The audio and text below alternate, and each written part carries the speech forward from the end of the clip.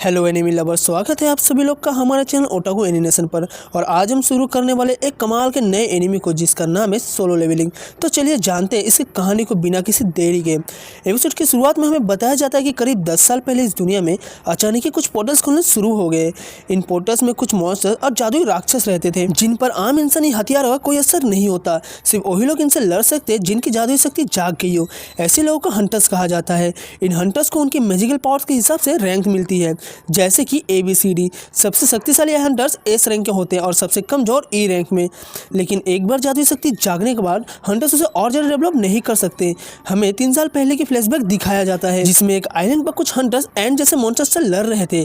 लेकिन ends in hunters पर भारी पड़ रही थी क्योंकि ये लोग लो रैंक के हंटर्स थे। इनमें एक हंटर्स मर ही गया था, लेकिन तभी वहाँ पे 3 S रैंक के हंटर्स आ जाते हैं और आसानी से इन एंड्स को मारने लगते हैं। यूंग नाम के एक आदमी हीलिंग मैजिक के यूज़ करके कुछ घायल हंटर्स को ठीक करने की कोशिश करता है। तभी यहाँ पर एक व्हाइट एंट आ जाता है जिसे ये लोग एंट्स का लीडर समझते हैं क्योंकि ये रेड एंट्स के मुकाबले ज़्यादा पावरफुल है और ये दोनों मिलकर उसे आराम से मार देते हैं। तभी यहाँ पर और भी ज़्यादा व्हाइट एंट्स आने लगते हैं और एस रैंक के हंटर्स इनसे भी लड़ने के लिए तैयार थे। दूसरी तरफ शहर में भी ढेर सारे एंट्स की आर्मी ने अटैक कर दिया था और उन्हें रोकने के लिए हंटर्स की सेना भी तैनात थी। मिस्टर चोई नाम का एक हंटर अपनी फायर पावर से इन पर अटैक करता है जिससे रेड एंट्स तो मर जाते हैं लेकिन व्हाइट एंट्स को कुछ भी नहीं होता। इसके बाद बाकी हंटर्स भी हमला कर देते हैं और फिर कहानी प्रेजेंट में आ जाता है। एक कंस्ट्रक्शन साइट के पास एक पोर्टल या डंजन ओपन होता है जिसके मॉन्स्टर्स को मारने के लिए कुछ हंटर्स को बुलाया जाता है। इनमें पार्क नाम का एक हंटर होता है जिसने वैसे तो काम छोड़ दिया है लेकिन उसकी वाइफ प्रेग्नेंट है, इसलिए आज इस मिशन पे आया है क्योंकि मिशन पूरा करने के बाद हंटर्स को काफ़ी अच्छी कमाई होती है। तभी यहाँ पर कहानी का हीरो जिन्बू आता है। सभी लोग जिन्बू को देखकर अच्छे से ग्रीट करते हैं और पार्क पूछता है कि ये लड़का कौन है और क्या है, बहुत पावरफुल है। जो सब लोग इसे देखकर खुश है, जिस पर किम नाम का हंटर बताता है कि बात असल में बिल्कुल ऑपोजिट है। जिन्बू दुनिया का सबसे कमजोर हंटर माना जाता है, यहाँ तक कि E रैंक के डंजन में भी घायल होकर हॉस्पिटल में भर्ती हो गया था। जिन्बू सबसे कमजोर हंटर है, तो अगर इसे इस मिशन में बुलाया गया है तो ये मिशन बहुत आसान होगा। इसीलिए सब लोग जिन्बू को देखकर खुश हैं और जिन्बू ने भी ये सारी बात सुन ली थी लेकिन वो भी जानता था कि ये सब सच है। जिन्बू को यहाँ पे जुई नाम के एक हंटर मिलती है जिससे कोई पहले भी मिशन पर जा चुका है, जो भी एक हीलर है और वो सच में जिन्बू की केयर करती है। जिन्बू उसे बताता है कि पिछले E रैंक के मिशन में वो अकेला ही बुरी तरीके से घायल हो गया था और उनकी टीम में कोई हीलर भी नहीं था क्योंकि उसके अलावा बाकी सब हाई रैंक के हंटर्स थे, तो उन्हें हीलर की कोई ज़रूरत नहीं थी। जो सुनकर जूही को बुरा लगता है। इसके बाद डंजन में जाने का समय हो जाता है। सॉन्ग नाम का एक हंटर खुद को मिशन का कैप्टन बताता है क्योंकि यहाँ मौजूद सभी लोगों में ये सबसे हाई रैंक का है। इसके बाद सभी लोग एक एक करके पोर्टल के अंदर जाने लगते हैं। जिन्बू अपना हथियार निकालता है जो कि एक छोटा सा चाकू था। जिन्बू काफ़ी गरीब है तो इससे ज़्यादा महंगा हथियार वो खरीद नहीं सकता। इसके बाद जिन्बू भी पोर्टल में एंटर कर लेता है। दूसरी तरफ हम हंटर एसोसिएशन के प्रेसिडेंट गो को देखते हैं जो कि गवर्नमेंट के साथ मीटिंग करके आया था। गवर्नमेंट चाहती थी कि डंजन से मिलने वाले क्रिस्टल्स उन्हें दे दिया जाए। असल में उन मॉन्स्टर्स को मारने के बाद कुछ क्रिस्टल्स मिलते हैं जिन्हें मैजिक जेम्स कहा जाता है और हंटर्स इन्हीं को बेचकर पैसा कमाते हैं। इधर जिन्बू ने भी एक मॉन्स्टर को मार दिया था जिससे उसे एक मैजिक जेम मिलता है, पर तभी एक दूसरा मॉन्स्टर जिन्बू पर हमला कर देता है। जिन्बू उसे मारने की कोशिश करता है लेकिन उसका चाकू कमजोर होने की वजह से टूट जाता है। फिर वो मॉन्स्टर सीधा जिन्बू के अंदर तलवार घुसा देता है लेकिन तभी पार्क वहाँ पे आकर उस मॉन्स्टर को मार देता है। जिन्बू बुरी तरीके से घायल हो गया था और जूही उसके पास आकर उसको हील करने लगती है। जिन्बू देखता है कि बाकी हंटर्स बड़ी आसानी से इन मॉन्स्टर्स को मार रहे थे।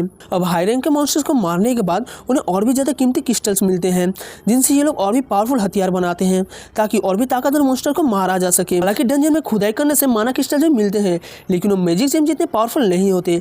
लेकिन गवर्नमेंट इन जेम्स का इस्तेमाल एक नई एनर्जी सोर्स की तरह करना चाहती है क्योंकि बाकी पावर सोर्स से जैसे न्यूक्लियर पावर, वाइन पावर या सोलर पावर से काफ़ी ज़्यादा सेफ और सस्ते हैं और इनसे ज़्यादा पोल्यूशन भी नहीं होगा।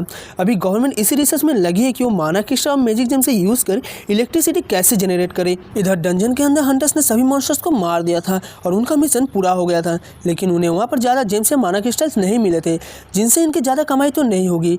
जिन्बू के पास तो बस एक E रैंक का जेम था जो कि बहुत सस्ता है। जूही जिन्बू से पूछती है कि आखिर एक हंटर बनना क्यों चाहता है क्योंकि इस तरह तो जल्द किसी दिन मारा जाएगा। तभी इन लोगों को वहाँ पर एक सुरंग दिखाई देती है, यानी कि इस जगह के अंदर भी एक जगह है जो कि काफ़ी अजीब बात है। कैप्टन बताता है कि उन्हें इसके बारे में हंटर एसोसिएशन को बता देना चाहिए लेकिन बाकी हंटर्स कहते हैं कि नहीं, उन्हें सुरंग में जाके बाकी मॉन्स्टर्स को भी मारना चाहिए जिससे इन्हें और भी ज़्यादा जेम्स मिल सके और वैसे भी एक D रैंक का डंजन होगा तो उन्हें डरने की ज़रूरत नहीं है। अब कैप्टन सभी लोगों से वोट लेता है कि उन्हें अंदर जाना चाहिए या नहीं। आधे लोग इसके लिए हाँ करते हैं और आधे लोग ना करते हैं, जिसके बाद वोट टाई हो जाता है। अब सिर्फ जिन्बू का वोट बचा था। जिन्बू का फादर लापता था, इसीलिए फैमिली में कमाने वाला वो अकेला है। उसकी माँ हमेशा बीमार रहती है और उसकी सिस्टर को कॉलेज जाना है। इन सब चीज़ों के लिए जिन्बू इतना जानलेवा काम करता है और वो भी सुरंग में जाने के लिए हाँ कर देता है। हंटर्स एसोसिएशन में भर्ती होने के लिए इन्हें पहले एक टेस्ट देना होता है जिससे इनकी मैजिकल पावर्स के बारे में पता चलता है और फिर उसी के हिसाब से इन हंटर्स को रैंक दी जाती है। फिर अलग अलग कंपनीज इन हंटर्स को हायर करती है। इन कंपनीज को गिल्ड कहा जाता है। मिस्टर चोई भी हंटर्स गिल्ड का मास्टर है और वो अपने आदमी से कहता है कि टैलेंट्स देख कर वो हंटर्स को हायर करे, चाहे उनका एज या जेंडर कुछ भी हो। उनके गिल्ड में चाहिन नाम के एक हंटर है जो कि बहुत ही ज़्यादा टैलेंटेड है। इसके बाद हम देखते हैं कि दो चोर एक लड़की का पर्स चुरा कर भाग रहे थे। अचानक उनके सामने एक लड़की आ जाती है जो और कोई नहीं बल्कि चाहिन थी और ये एक एस रंग की हंटर थी। चाहिन हवा में उछलकर उन चोरों से पर्स को छीन लेती है और उन चोरों का एक्सीडेंट हो जाता है। चाहिन काफ़ी सुंदर और फेमस थी। जल्द ही उसके आसपास लोगों की भीड़ जमा हो जाती है और सभी लोग उसकी तारीफ करने लगते हैं। इससे चाहिन काफ़ी शर्मा जाती है और वहाँ से उछलते हुए चली जाती है। शायद चाहिन की पावर से यही थी कि वो काफ़ी ऊंचाई तक कूद सकती है। खैर इधर हंटर्स गुफा में चलते जा रहे थे। जिन्बू जुई से माफ़ी मांगता है क्योंकि उसकी वजह से जुई को भी अंदर आना पड़ा है।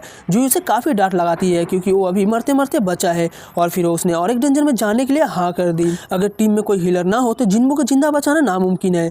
जिन्बू जुई से माफ़ी मांगता है तो जुई उससे कहती है कि वो माफ़ी के लिए उसे एक डिनर डेट पर ले जा सकता है, जो सुनकर जिन्बू थोड़ा शर्मा जाता है। सुरंग के आखिर में इन्हें एक बड़ा सा दरवाजा मिलता है जिसे खोल के ये लोग अंदर जाने लगते हैं। इधर प्रेसिडेंट को नए भर्ती हुए हंटर्स को बताते हैं कि 10 सालों के बाद भी इन्हें पोर्टल्स के बारे में ज़्यादा कुछ भी नहीं पता। कोई नहीं जानता कि डंजन में कब क्या हो जाए और हंटर बनना एक काफ़ी रिस्की काम है। भले ही कितने भी मिशन कंप्लीट कर ले लेकिन इन्हें हमेशा चौकन्ना रहना चाहिए। जिंदा रहने के लिए यही सबसे इंपॉर्टेंट है। दरवाजा खोलकर ये लोग एक बड़े से कमरे में आते हैं जिसके अंदर ढेर सारे स्टेचू रखे हुए थे जो कि सैकड़ों साल पुराने लग रहे थे।